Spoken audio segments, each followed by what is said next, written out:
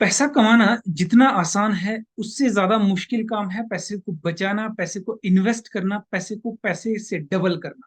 तो दोस्तों, आज के इस एपिसोड में हम सीखने वाले हैं कि हम अपने पैसे को किस तरह से बचाएं और किस तरह से इन्वेस्टमेंट करें ताकि हम फाइनेंशियली फ्री हो सके। तो इस एपिसोड को पूरा देखिए एंड तक और अपने दोस्तों के साथ भी जरूर शेयर कीजिए और चैनल को भी सब्सक्राइब कीजिए, क्योंकि इस चैनल पे आपको बहुत सी चीजें लाइफ को बेटर बनाने के लिए मिलते रहेगी।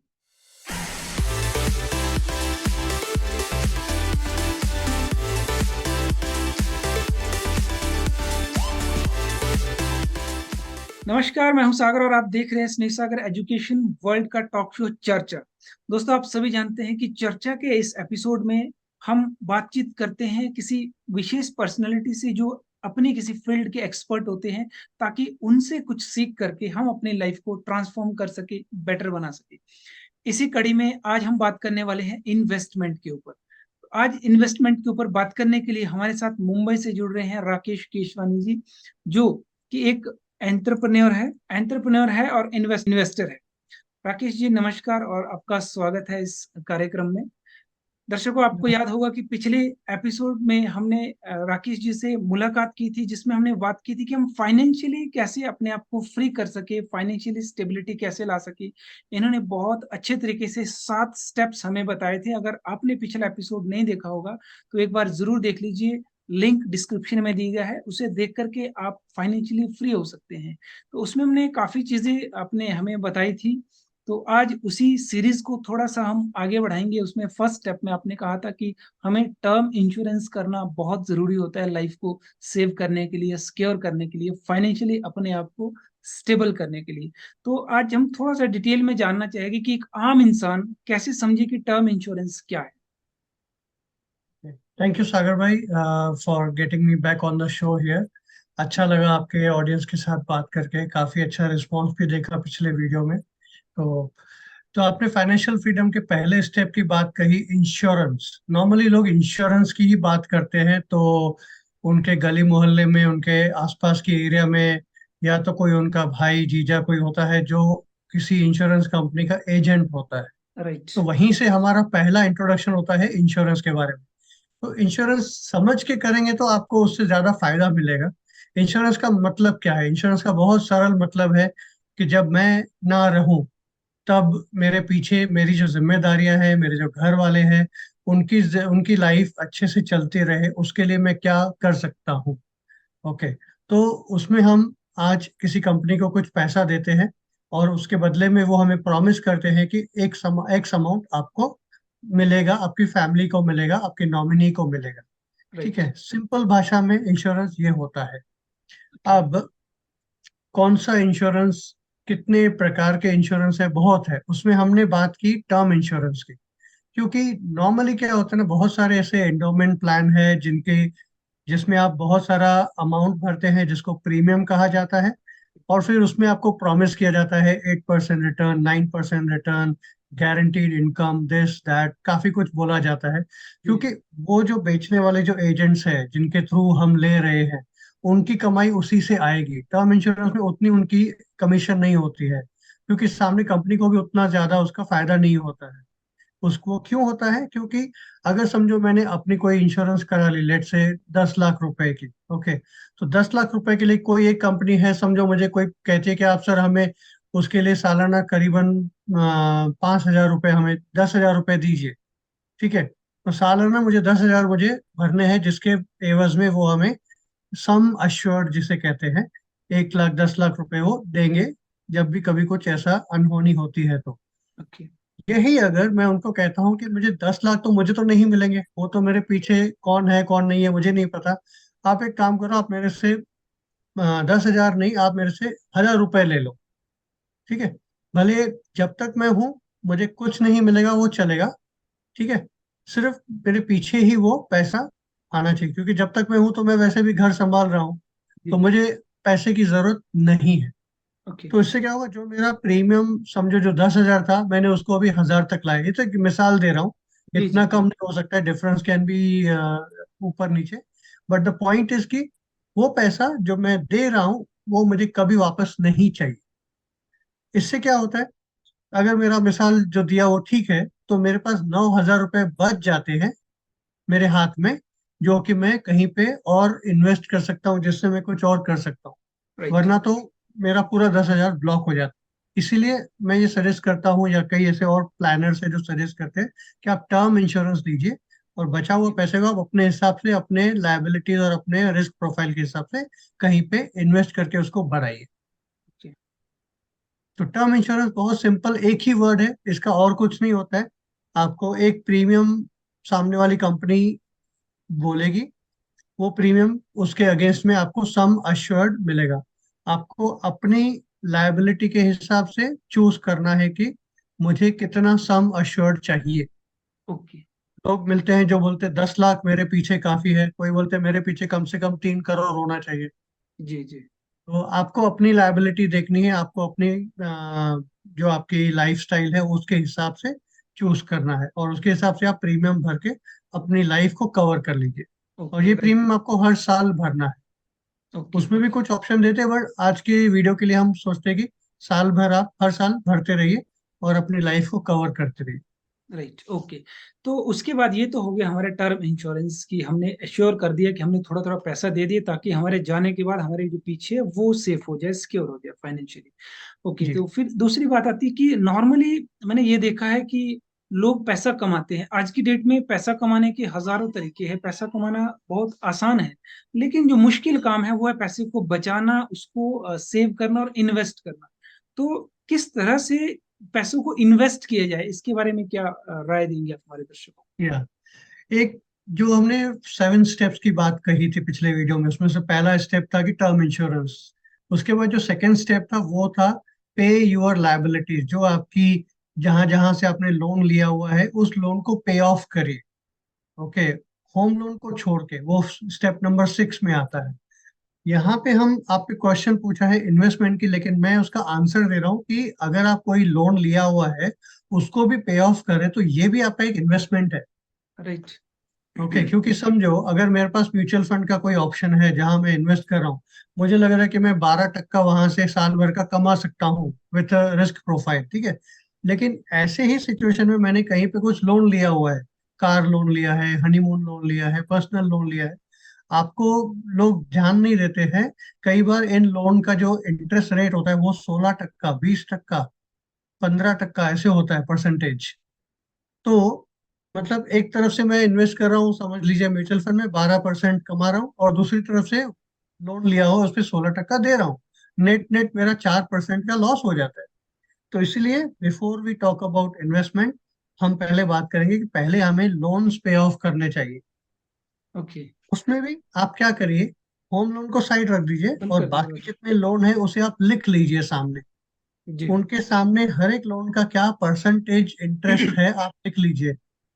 आप सरप्राइज हो जाएंगे, कई बार लोगों को वो भी पता नहीं होता है, और जिस वक्त वो लिखना शुरू करते हैं तो उनकी आंखें खुल जाती है कि मैं राइट। इतने समय से इतना लोन पे कर रहा हूँ, मुझे पता ही नहीं है, और मैं सिर्फ इंटरेस्ट ही पे कर रहा हूँ, कैपिटल तो उतना का उतना ही पड़ा हुआ है। कई बार ऐसे तरह के लोन भी लोग लेके रख देते हैं बिना समझे हुए। कई बार इमरजेंसी आ जाती है लाइफ में तो समझने का समय भी नहीं देती है लाइफ, वो ठीक है। लेकिन जब अब समय आया है कि आज मैं फाइनेंशियल फ्रीडम की तरफ आगे जा रहा हूँ, उसमें पहले मुझे सोच समझ के क्या क्या लोन्स है लिख के उनको चुकतू करके, उसके बाद आप किसी के पास जाइए और पूछिए कि अब बता मेरे पास क्या इन्वेस्ट करूं आगे के लिए। राइट। तो ये तो था कि लोन पे करें और अपना टर्म इंश्योरेंस करें। फिर इन्वेस्टमेंट के लिए अगर कोई पैसा बचाना चाहे कि किस तरह से कहाँ पे इन्वेस्टमेंट करें, क्योंकि ज्यादातर लोगों को की सोच ये रहती है कि जो भी कमाया सीधा बैंक में सेविंग में डाल दिया या ज्यादा से ज्यादा एफडी कर दी। इतना लोगों को जी समझ आता है, लेकिन इसके जी। आगे का वो रिस्क नहीं लेना चाहते हैं। ऐसा माना जाता है यस कि इन्वेस्टमेंट करना मीन्स रिस्क लेना होता है। तो क्या ये यस। सच में रिस्क होता है या फिर इन्वेस्टमेंट करना एक समझदारी? रिस्क होता ही है, कोई भी इन्वेस्ट करे। इनफैक्ट जब आप इन्वेस्ट नहीं करते तो वो भी बड़ा एक रिस्क है, क्योंकि मनी हैज परचेजिंग पावर। आज जो चीज मैं 100 रुपए में ले सकता हूँ, अगले साल आज ही के दिन वो चीज 107 रुपए की मिलेगी, क्योंकि इन्फ्लेशन है। जी। तो अगर 100 रुपये मैंने आज रख दिया, वो चीज नहीं ली, अगले साल वो चीज नहीं ले पाऊंगा, मतलब मैं गरीब हो गया। तो पैसा रख देना भी एक रिस्क ही है। ओके, तो हमें रिस्क तो है, लेकिन अब रिस्क को समझ के उसे हैंडल करना है। Investment is all about risk management. Okay, उसमें रिस्क मैनेजमेंट में सबसे पहले आप क्या करिए, आप अपने गोल्स डिफाइन करिए। और सबसे पहला गोल मैं आपको देता हूँ, आपका होना चाहिए इमरजेंसी फंड।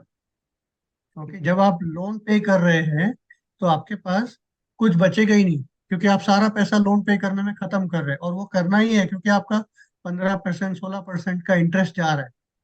जब आपका लोन खत्म हो गया, होम लोन को साइड रख दीजिए, तो आपको कुछ पैसा हमेशा आपके पास होना चाहिए कि कब आपका जॉब नहीं है, दुकान बंद है, बिजनेस नहीं चल रहा है, तो कम से कम बिना किसी से मांगे आप अपनी इज्जत के साथ घर चला सके। इसे कहते हैं इमरजेंसी फंड। इसको, इस पैसे को बचाने के लिए आप इसमें सेफ्टी ऐड करिए। तो जो सबसे सेफ ऑप्शन माना जाता है, उसमें भी रिस्क है, लेकिन I will suggest that today, वो है बैंक एफडी। ओके, तो कुछ अमाउंट आपका एक बैंक एफडी में होना चाहिए, जिसे आप कहेंगे इमरजेंसी फंड। अब उस फंड के साथ आपको एक रूल लगा देना है। वो रूल है, इस पैसे को मैं कभी देखूंगा नहीं ओके। जब तक इमरजेंसी नहीं आती है। राइट। और इमरजेंसी ये नहीं कि बहुत अच्छी मूवी लगी है या फिर धनतेरस है तो सोना खरीदना, ये इमरजेंसी नहीं है। आप समझ सकते हैं इमरजेंसी की बात किस, जी क्या जी। कहना चाहता हूँ मैं। यस ठीक यस है, यस। तो ये डिसिप्लिन के साथ, पिछले वीडियो में भी हमने बात की, discipline is the key to becoming rich, discipline is key to becoming financially free. तो कुछ पैसे को इमरजेंसी फंड के हिसाब से आप एक एफडी कर दीजिए। अब लोग मेरे से पूछते हैं कि फिर कैसे कैलकुलेट करें, कितना एफडी, 10 लाख, 1 लाख, 10 हजार, कैसे? उसमें आपको देखना है आपका घर का खर्चा कितना है, नॉर्मल खर्चा। जी। कम से कम 3 से 6 महीने तक का आपको वो खर्चा जोड़ लीजिए, और वो अमाउंट आप एक एफडी कर लीजिए। वो किसी के लिए 50 हजार भी काफी है, किसी के लिए 3 लाख भी काफी नहीं है, तो वो राइट। आपको देखना है। जी। तो ये हो गया आपका इमरजेंसी फंड का स्टेप, जिसमें आप एफडी कर सकते राइट। हैं। इसके आगे फिर अगले रिस्क की बात है। जी। उसके बाद अगर कुछ बच जाता है तो वो किस तरह से सेविंग करें? बिल्कुल बचेगा, क्यों नहीं बचेगा। आज जब जब it's a journey, financial freedom एक जर्नी है। ओके, आज आप जितना कमाते हैं, अगर आप ये जर्नी को फॉलो करते हैं स्टेप बाय स्टेप, तो आप देखेंगे अगले कुछ 1 महीने में, 2-3 महीने में आपके ऊपर से एक लोन का बोझ हट जाता है। ठीक है, फिर अगले 2-3 महीने में आप देखेंगे आपके ऊपर ना वो एक डर जो है कि अगर जॉब चली गई, अगर बिजनेस बंद हो गया, अगर लॉकडाउन हो गया, तो क्या होगा। आपने इमरजेंसी फंड कर दिया है, वो एक शांति आपके मन में आती रहेगी। अब जी। वो जो अमाउंट आप डाल रहे थे, इमरजेंसी फंड हो गया, और मत डालिए, काफी है, ठीक है। जी। अब अगले पैसे को, अब उसी पैसे को अगले को कहाँ डालेंगे, अगले महीने। ये अब आपका अगला गोल आ जाता है। उसमें आप देख सकते हैं रिटायरमेंट फंड देख सकते हैं, उसमें आप बच्चों की एजुकेशन देख सकते हैं। ओके, कुछ लोगों को होता है बच्चों की शादी करना, लेकिन इफ यू फॉलो जो जर्नी की बात हमने पिछले वीडियो में की है, जी। इस वक्त आपको रिटायरमेंट फंड के हिसाब से सोचना है। क्यों? क्योंकि उसमें अभी आपको काफी समय है, किसी के लिए 20 साल, किसी के लिए 25 साल, 30 साल है। ओके, तो 25 साल 20 साल के लिए आप एक रिस्क अच्छे से ले सकते हैं। रिस्क इन्वेस्टमेंट में रहता है, चाहे वो म्यूचुअल फंड हो, शेयर मार्केट हो, लैंड प्रॉपर्टी हो, गोल्ड हो, जो भी हो, रिस्क सब में है। लेकिन क्योंकि आपको उस पैसे की जरूरत अब नहीं है, आपको कब जरूरत है, रिटायरमेंट के समय, तो पैसा उसमें पड़े पड़े रिस्क के बाद ऊपर नीचे होते हुए भी बन जाता है। तो यहाँ पे आपको रिस्क लेने की थोड़ी सहूलियत है, थोड़ा आपके पास रूम है, और लेनी भी चाहिए। यहाँ पे आपको माइंडसेट को भी थोड़ा मैं ठीक करूंगा। रिस्क से लोग डरते क्यों हैं कि आज मैं 1 लाख डाल रहा हूँ और कम कल 90 हजार हो गया तो क्या। ओके। हाँ, राइट। मैं समझ सकता हूँ तो क्या, लेकिन अगर वो 1 लाख आपको अगले साल बच्चे की स्कूल की फीस के लिए था, अब वो 90 हो गया, तो अब उसकी फीस नहीं होगी। ये बड़ा गलत रिस्क लिया आपने। लेकिन वो 1 लाख आपने रखा है अगले 20 साल के लिए, तो अगर वो 90 हजार हो भी गया, कोई फर्क नहीं पड़ता, उसके अगले साल वो हो सकता है 1 लाख 20 हो जाए। राइट। तो वो पेपर वैल्यू है 90 हजार, वो रियल लॉस नहीं है। तो ये रियल लॉस और एक्चुअल लॉस, मतलब वो जो नॉमिनल ऑन पेपर लॉस है, इसे समझना है। लोग डर जाते हैं कि अरे मेरे पास, मेरे इक्विटी में, शेयर्स में, तो उनका वैल्यू 5 लाख था, आज देख रहा हूँ तो 3.5 हो गया, बाप रे, ये शेयर मार्केट बहुत खराब है। नहीं, ऐसा नहीं है। शेयर मार्केट खराब भी है तो अच्छा भी है। राइट। आपको अपनी रिस्क के हिसाब से वो वाला पैसा डालना है, जिसे आप कुछ समय के लिए रख सकते हैं। ओके। तो इसमें अगर कोई ये सोचे कि चलो थोड़ा सा पैसा अपने बच्चों के एजुकेशन के लिए थोड़ा सा पैसा, जैसे पहले होता था ना कि महिलाएं घर के अंदर गुल्लक रखती थी या फिर किसी में छुपा के पैसे रखते थे ना? तो उस तरह से अगर हम इन्वेस्टमेंट करना चाहे कि थोड़ा सा पैसा बचा करके महीने में कुछ परसेंट, ये 1,000 2,000 मिनिमम, अगर लो लेवल से बात करें कि बच्चों की जी। फीस के लिए, रिटायरमेंट के लिए, कुछ प्रॉपर्टी लेने के लिए, तो अगर थोड़ा थोड़ा डालना हो तो वो किस तरह से सेव करे, कहाँ पर रखे? यस, तो इसमें आप बकेट जो जार बोल रहे हैं उसमें 3 या 4 जार पकड़ लीजिए। तो सबसे पहले मैंने जार दे दिया लोन का, कि जी। आप लोन पे करिए। जैसे जी। ही वो लोन पे हो गया उस जार को आप हटा दीजिए। उसके बाद आपकी नेक्स्ट जार हो गई इमरजेंसी फंड। उसमें आपका एक टारगेट है कि हाँ 50,000 या 1 लाख जो भी है उतना ही करना है। वो होने के बाद उसमें पैसा मत डालिए। ओके। उसके बाद आप 2 जार रख लीजिए। एक है आपका रिटायरमेंट फंड, एक है आपका बच्चों की एजुकेशन। Education, right. उसमें दोनों को एक गोल होना चाहिए। जार पे आप अमाउंट लिख दीजिए कि इसमें मेरा मेरा टारगेट है कि इसमें मेरे को 50,000, इसमें मेरा 5 लाख का बनना है, इसमें मेरा 25 लाख का बनना है। ओके। ये जार का तो एक मिसाल दे रहा हूँ, बट एक जी जी। सोचने का तरीका है। जब जी। मुझे पता है कि मुझे 25 लाख रिटायरमेंट फंड के लिए जमा करने हैं, जब मुझे पता है कि 5 लाख जमा करने हैं बच्चे की एजुकेशन के लिए, ठीक है, तो और आपकी इनकम आ रही है, लेट से किसी की इनकम है 30,000 महीने की, राइट। उसमें से 20,000 खर्चा हो ही जाता है। भाड़ा दे दिया, लाइट का बिल, खाने का बिल कर दिया, और बाकी जो है करके उनको बचता है 5,000। 5,000 में से मैं बोलूंगा 4,000 पहले आप रिटायरमेंट फंड के लिए डालिए, ओके। 1,000 बच्चे की एजुकेशन के लिए डालिए। जी। ठीक है। ये मैं अज्यूम कर रहा हूँ कि बच्चा छोटा है, बिल्कुल। सेकेंड थर्ड स्टैंडर्ड में है, तो अभी कॉलेज आने में काफी समय है। तो जी। पहले आप थोड़ा पैसा रिटायरमेंट फंड में डाल के उसे कंपाउंड होने दीजिए। वो जो 8-10 साल बच्चे के हैं उतने में ये अमाउंट कंपाउंड होगा। ओके। फिर अगले 4-5 साल में हम इस अमाउंट को थोड़ा कम करेंगे, और जो बच्चे वाला जो फंड है उसमें ज्यादा डालेंगे। चार और चार उधर डालेंगे, एक इधर डालेंगे। ओके। और क्या होगा, आज जो मेरी कमाई 30,000 है, आज से 4 साल के बाद महीने की जी कमाई बढ़ेगी। वो 60,000 भी तो हो जाएगी। राइट। तो उसमें से, और खर्चा तो मेरा ऐसे नहीं कि 20 में से 45 हो जाएगा, वो 20 में से जी। 30-40 हो जाएगा। मतलब नेट नेट मेरे पास 20,000 या 15,000 बचेंगे। अब राइट। उस 15 में से 10 मैं रिटायरमेंट में डालूंगा, 5 बच्चे की एजुकेशन में डालूंगा हर महीने। तो ऐसे डिस्ट्रीब्यूट करना है। तो वो गोल्स को पकड़िए और गोल्स को एक प्रायोरिटी में डालिए।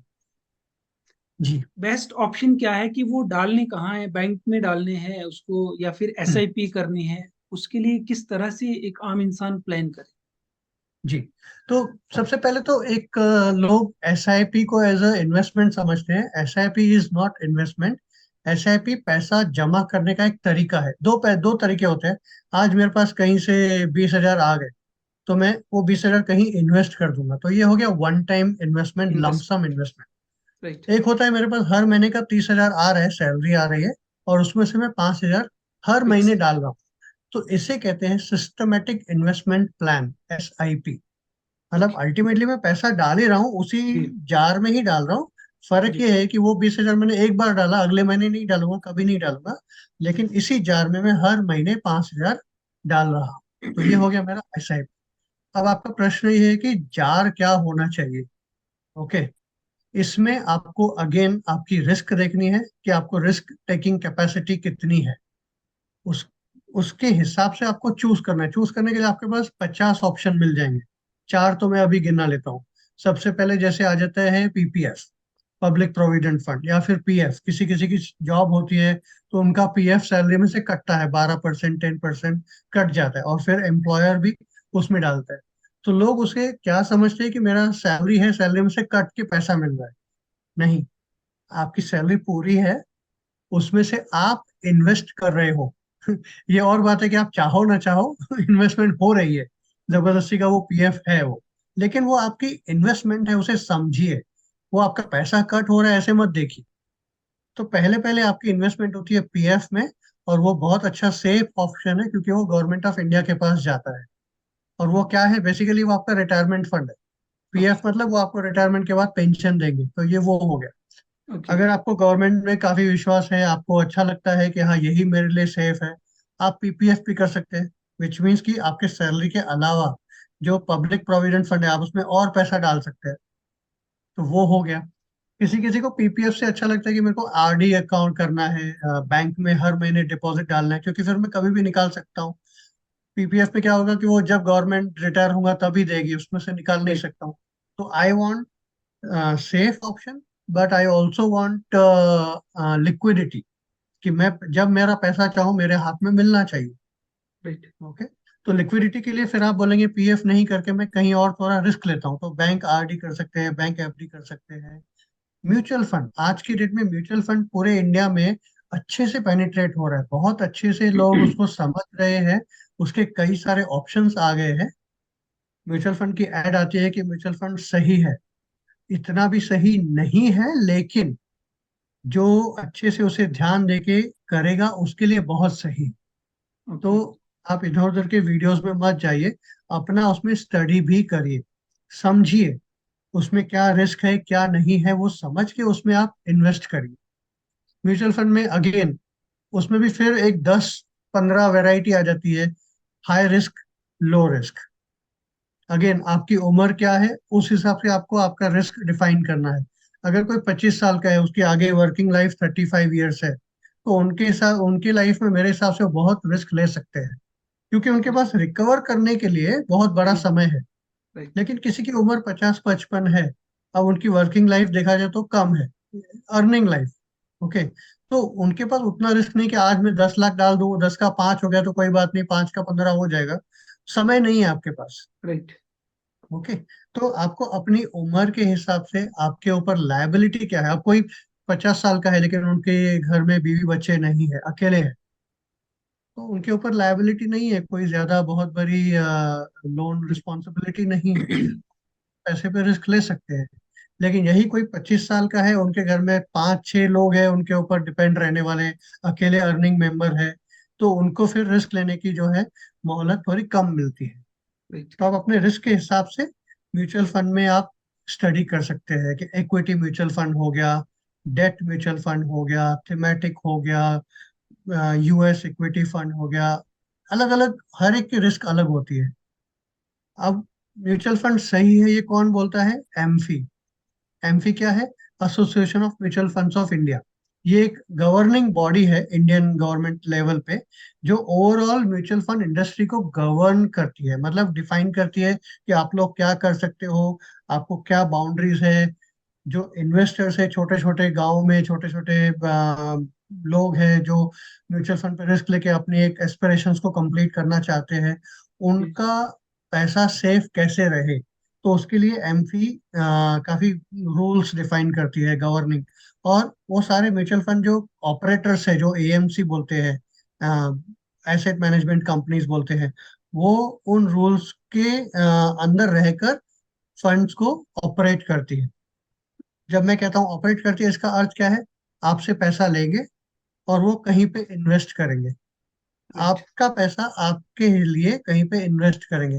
तो वो इन्वेस्टमेंट में वो क्या कर सकते हैं क्या नहीं कर सकते, ये एमफी डिफाइन करता है। राइट। अगर उन्होंने कहा कि हम इक्विटी म्यूचुअल फंड दे रहे हैं, तो वो उस पैसे को लेके वो किस रिस्क पे जा सकते हैं, कहाँ रिस्क नहीं ले सकते। अगर उन्होंने बोला डेट है, तो फिर वो उसका more than 30%, more than 10%, depending on the scheme, वो नहीं लगा सकते शेयर मार्केट में। तो ऐसा वो एमफी जो गवर्निंग बॉडी, वो उसको, म्यूचुअल फंड को रिस्क फ्री बनाने का काफी कोशिश कर रहे हैं काफी सालों से। और अब आज मार्केट में अवेयरनेस काफी आ चुकी है।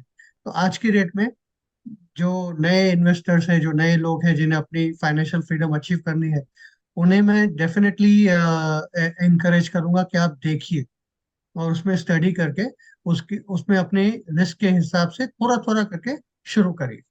ओके। तो मार्केट में आज की डेट में बहुत सी ऐसी ऐप है जिनके थ्रू हम इन्वेस्टमेंट कर सकते, तो वो कितनी सेफ है, और किस तरह से आदमी क्या आंख बंद करके पैसा लगाए या फिर उसमें कुछ रिस्क आंख फैक्टर बंद करके आप अपने घर वालों को भी नहीं दे सकते पैसा आज की डेट में, है? राइट। युग का समय चल रहा है। जी। लेकिन है वो, बहुत सारे एप्स आ चुके हैं, और कुछ अच्छे हैं कुछ नहीं है, तो आपको अपनी स्टडी करके ही करना पड़ेगा। अगेन एमफी रजिस्टर्ड एडवाइजर्स होते हैं, AMFI registered, SEBI registered mutual fund companies होती है। आपको उनको देखना है, जो टॉप 5, टॉप 10, टॉप 15 कंपनीज है, उनसे जुड़िए एज ए स्टार्टिंग पॉइंट। फिर जैसे 1 साल 2 साल 5 साल में आप थोड़ा कंफर्टेबल हो जाते हैं, आपको आइडिया आ जाता है कि क्या, कौन रिलायबल है, कौन डिपेंडेबल है, कौन नहीं। लेकिन to start I would say काफी सारे हैं, एनजे वेल्थ है, प्रूडेंट कॉर्पोरेट है, आईआईएफएल है, जो ये सारे काम करते हैं।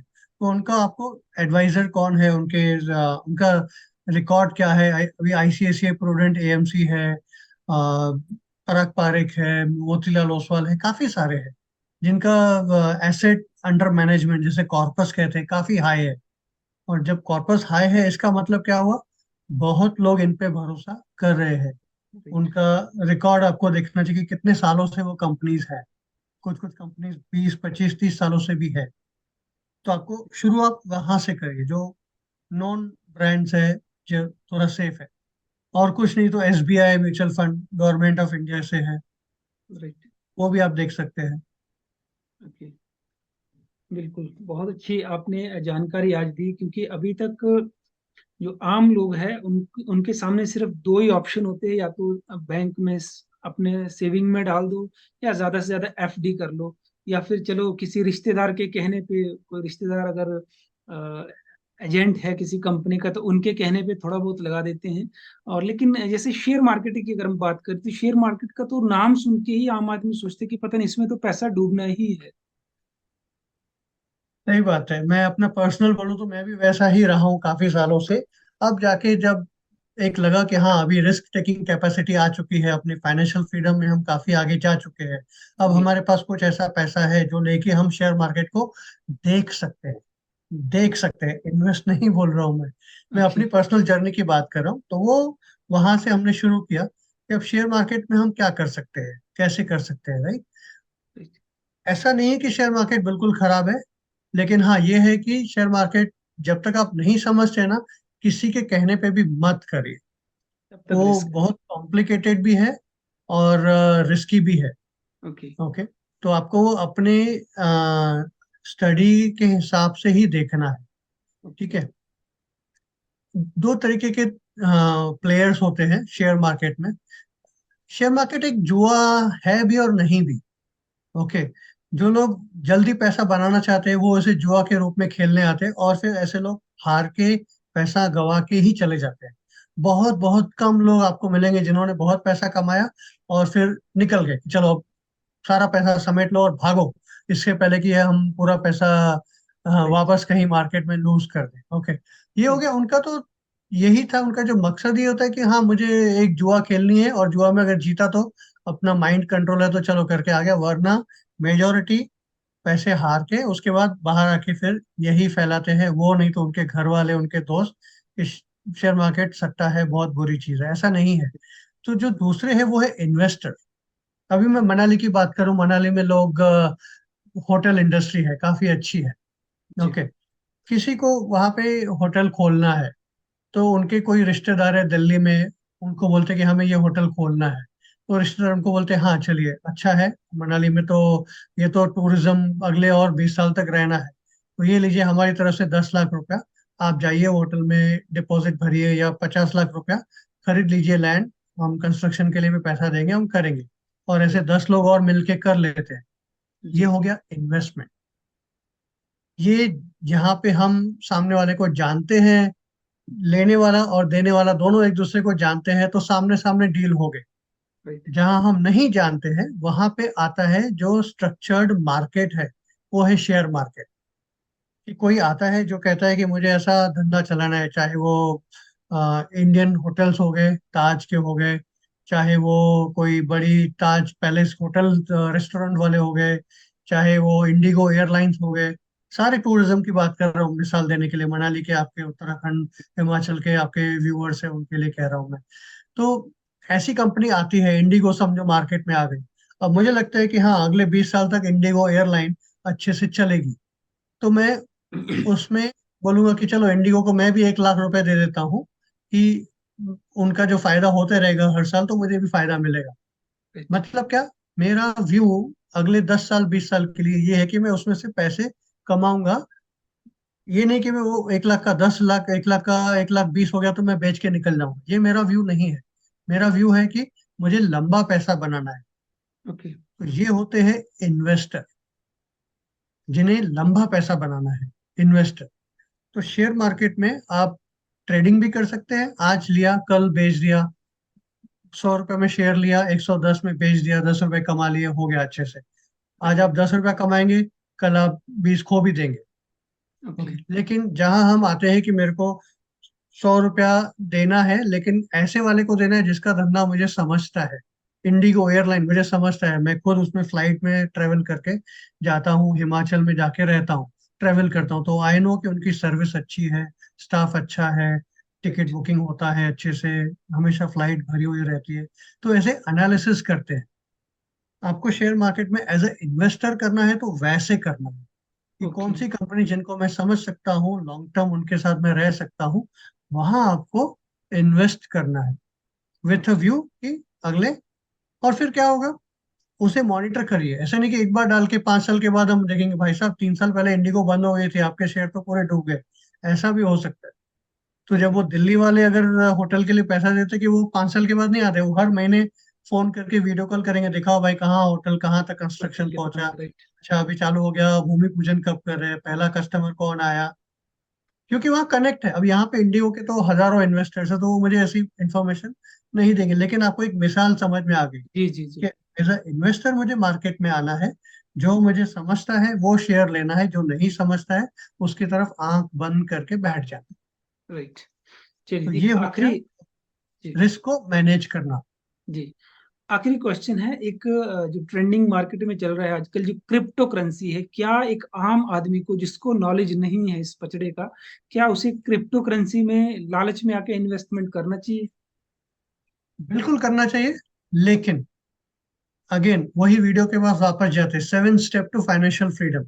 पहला था टर्म इंश्योरेंस, उसके बाद था पे ऑल योर होम लोन, जो पे ऑल द लोन, जो आपके कर्ज है वो सारे उतार दीजिए। जी। उसके बाद इमरजेंसी फंड रखिए। उसके बाद रिटायरमेंट फंड बनाइए। उसके बाद था बच्चों की एजुकेशन के लिए रखिए। नंबर 5। स्टेप 6 था होम लोन पे करिए। ओके, अगर आप बिटकॉइन ले रहे हैं, अगर आप शेयर मार्केट में ये सब कर रहे हो और आपका होम लोन है, एक तरह से आप पैसा बढ़ा रहे हैं, एक तरह से आप गवा रहे। पे कर रहे हैं किसी राइट। और को। तो आपको नेट नेट देखना है, क्योंकि होम लोन 8% 9% के बीच में होता है, तो इसलिए उसको पीछे रखा मैंने स्टेप 6 पे। लेकिन आपको आपका देखना है कि मैं बिटकॉइन लूं या पहले लोन पे कर दूं, मैं बिटकॉइन लूं या बच्चे के एजुकेशन के लिए रखूं। ऑब्वियसली आपको एजुकेशन के लिए थोड़ा सेफ रखना है, बिटकॉइन का कोई भरोसा नहीं है। जी। ओके, सेम थिंग आपका रिटायरमेंट का, वो रिटायरमेंट के बाद बिटकॉइन गुम हो गया, बहुत सारे क्रिप्टो करेंसीज वो एक्सचेंज ही बंद हो गए, करेंसी तो छोड़ो, वो एक्सचेंज ही बंद हो गए। राइट। तो आपका रिटायरमेंट के बाद फिर आप कहाँ जाएंगे, वापस काम करने जाएंगे। स्टेप 7 जो है वो है बिल्ड वेल्थ। अब आपको जितनी मर्जी दौलत बनाइए, जितना मर्जी आप कार्स खरीदे, जितना मर्जी आप घोड़े की रेस करिए, बिटकॉइन करिए, जो करना है करिए। क्यों? क्योंकि आपका यहाँ पे इसका आपकी जिंदगी के साथ कोई डिपेंडेंस नहीं है। ये जो आप वेल्थ बनाएंगे, ये आप अपनी आगे आने वाली पीढ़ी के लिए बनाएंगे। राइट। उसमें आप बिटकॉइन लेना है, आप देख सकते हैं आपके कंफर्ट लेवल पे है। इस पे कोई एडवाइजर आपको मना नहीं करेगा।